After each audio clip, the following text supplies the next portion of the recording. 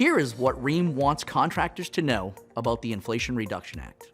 So when I think about the Inflation Reduction Act and how it's going to impact contractors' businesses, it mainly probably helps direct them in terms of what systems are they going to install into their sales portfolio. And also, how are they going to position specific systems, qualifying systems, within their sales training, their installation training, as well as the offering that they present to consumers.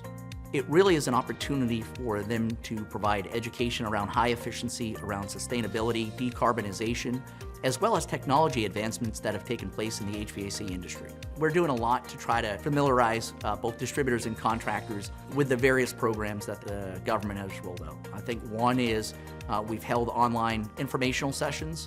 Our team is out in the field holding in-person trainings. We've launched a lot of tools that both distributors and contractors can access, whether that's a social media platform where we promote IRA education, whether it's the HVAC No Zone. We are here to help contractors navigate the latest so you and your customers are informed.